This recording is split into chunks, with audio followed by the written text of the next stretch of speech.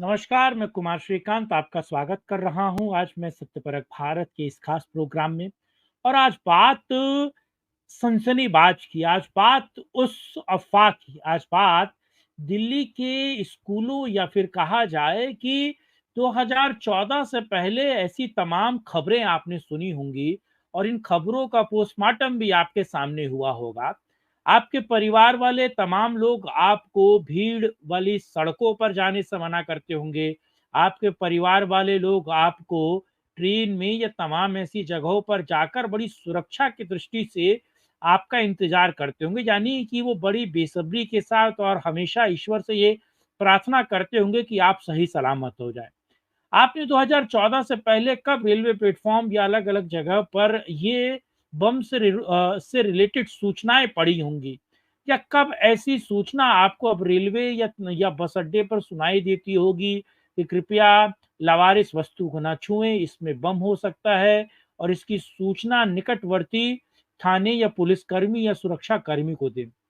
मुझे लगता है कि ये सारी सूचनाएँ इस देश के परिदृश्य से, इस देश के लोगों के परिदृश्य से सीधे तौर पर गायब है।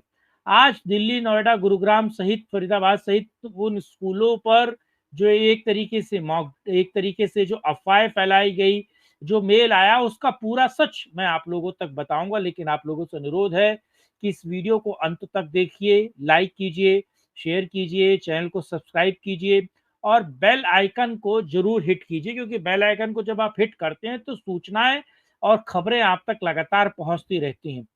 साथ ही साथ आप इस क्यूआर कोड पर समर्थन और सहयोग भी दे सकते हैं सत्यपरक भारत की सत्यनिष्ठ पत्रकारिता को, क्योंकि यूट्यूब ने हमें एक तरीके से कर्टन करने की कोशिश की है, साइडलाइन करने की कोशिश की है। बहरहाल, कोई बात नहीं, बहरहाल ये सारी चीज़ें चलती हैं, लेकिन हम सत्य का अन्वेषण, सत्य का इन्वेस्टिगेशन और ऐसी अन अन अंतरीन खबरें आपके लिए लगातार लाते रहेंगे। आज चलिए खबर को शुरुआत करते हैं। आप समझिए कि आज दिल्ली एनसीआर के बहुत सारे स्कूलों में ये सूचना आई कि कैसे अलग-अलग स्कूलों में बम को लेकर एक मैसेज आया, यानी कि मेल आया और ये मेल सुबह 5-6 बजे के आस-पास आया।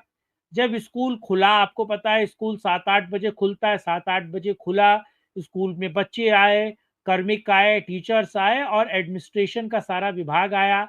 जब वो सभी लोग आए और उन्होंने अपना डेस्कटॉप खोला होगा और मेल चेक किए होंगे, तो उस मेल में बम से रिलेटेड सूचना थी कि आपके स्कूल को उड़ा दिया जाएगा और वो जिहाद का सिपाही इंशाअल्लाह, तमाम तरह की वो मेल्स थी।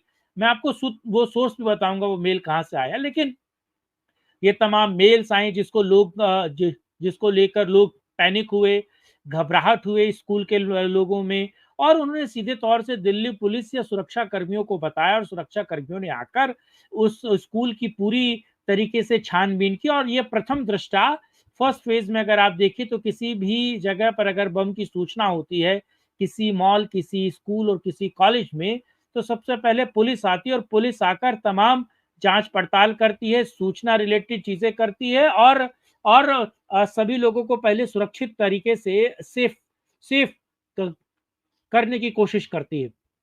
पुलिस आई, पुलिस ने आकर उस स्कूल की तलाशी ली, तमाम तरह की चीज़ें की, पुलिस ने आकर ये सारी चीज़ें की, लेकिन बड़ा सवाल इसमें एक और चीज़ है कि ये मेल सुबह 5-6 बजे आता है, 8-9 बजे इस मेल को देखा जाता है, उसके बाद पूरे दिल्ली एनसीआर और आज अभी खबर ये आ रही है कि आप समझिए लखनऊ के भी स्कूल में ये सारी चीज़ें आई और लखनऊ में भी ये मेल आया और ये मेल जनरेट कहाँ से हुआ? मैं आपको बता दूँ ये मेल रशिया से जनरेट हुआ है, क्योंकि जो यूआरएल है, यानी कि आपको पता है कि इंटरनेट का आईपी एड्रेस जो है वो रशिया का है।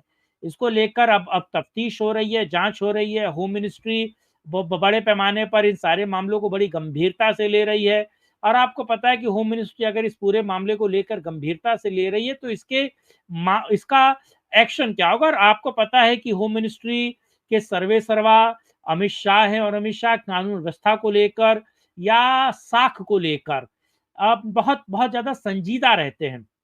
इसीलिए आनन-फानन में होम मिनिस्ट्री ने इस सारे मामले को लेकर जाँच आरंभ की, दिल्ली पुलिस ने जाँच की और ये एक मैसेज देने की कोशिश की गई कि कि सारी चीज़ें यानी कि स्थिति कंट्रोल में। लेकिन बड़ा सवाल आपने देखा दिल्ली एनसीआर, मेरे दर्शक भी, उनके भी बाल-बच्चे इन स्कूलों में पढ़ते होंगे और जैसी खबर मुझे मिली मैं भी इन स्कूल्स में गया और मैंने भी जाकर वहाँ के सुरक्षा के तमाम जो चीज़ें हैं उस प्रबंधन को देखा और देखा कि कैसे पैनिक स्थिति हो गई थी। यानी कि किस तरीके से जो परिवार वाले हैं, बच्चों के परिवार वाले हैं, वो किस तरीके से परेशान थे, वो किस तरीके से आप समझिए कि इस बात को समझने की कोशिश कर रहे थे कि उनके बच्चे सुरक्षित है कि नहीं सुरक्षित। यानी कि जो अफ़रा-तफ़री का माहौल फैलाने की कोशिश की गई, जो अफ़रा-तफ़री का माहौल या पैनिक की कोशिश की गई, मुझे लगता है उसमें वो सफल रहे।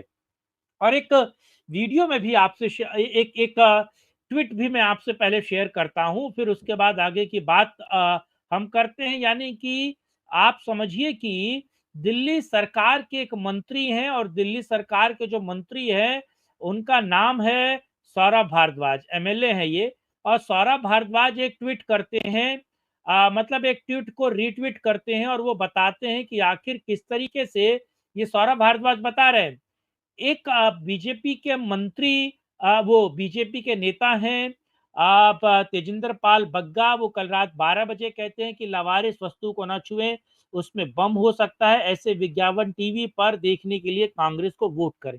एक तरीके से वो सटायर कर रहे थे और वो हमारे याददाश्त को वापस मजबूत करने की कोशिश कर रहे थे देशवासियों की तेजिंदर पाल बग्गा। लेकिन बग्गा को रीट्वीट करते हुए ये सौरभ भारद्वाज लिख रहे हैं कि कमाल का इत्तेफाक है कल रात 12:50 पर ये मैसेज बग्गा साहब कर रहे थे उसके बाद स्कूलों में ये झूठी अफवाह फैलाई गई यानी कि अपना दामन सौरभ भारद्वाज बचाने की कोशिश कर रहे हैं और दिल्ली के कॉलेजेस दिल्ली के स्कूल को लेकर हाई कोर्ट कैसे पहले रिमार्क कर चुका है सुप्रीम कोर्ट कैसे उन सारी चीजों को ले रहा है और बड़ा सवाल ये है कि दिल्ली की इस पैनिक स्थिति से निपटने के लिए दिल्ली सरकार ने क्या किया? दिल्ली सरकार एक तरीके से सारे मामले पर वो कुछ खास नहीं कर पाई लेकिन बड़ा सवाल ये है कि आखिर बीच चुनाव के बीच ऐसी भ्रामक सूचना या ऐसी भ्रामक जानकारी देकर आखिर लोग बताना क्या चाहते हैं? क्या वो नरेंद्र मोदी या अमित शाह या फिर वर्तमान सरकार पर प्रेशर बनाना चाहते हैं? क्या वो ये बताना चाहते हैं कि सरकार प्रेशर में है और ऐसी चीज़ें अगर वो करते हैं, ऐसी सूचनाएँ पहुँचाते हैं, तो कहीं न कहीं ये इस पूरे इकोसिस्टम को इससे फ़ायदा होगा? ये एक बड़ा सवाल है और मुझे लगता है इसकी जाँच हो रही है और जाँच में बहुत सारी चीज़ें क्लियर होंगी और ये मेल अगर रशिया से आया है तो इसमें कौन-कौन से लोग शामिल हैं और किस तरीके से ऑर्गेनाइज़ किया गया है। होम मिनिस्ट्री और दिल्ली पुलिस इसका बहुत जल्दी पता लगाएगी लेकिन बड़ा सवाल ये है इसका फ़ायदा किसको होगा? पैनिक स्थिति में पहुँचने के बाद सरकार के प्रति अगर गुस्सा होता, मान लीजिए अफ़रा-तफ़री के माहौल में सरकार के को लेकर अगर गुस्सा उपजता, तो उसका फ़ायदा किसको होता? बड़ा सवाल है ये। बहरहाल, ये वीडियो आपको कैसा लगा? विश्लेषण आपको कैसा लगा?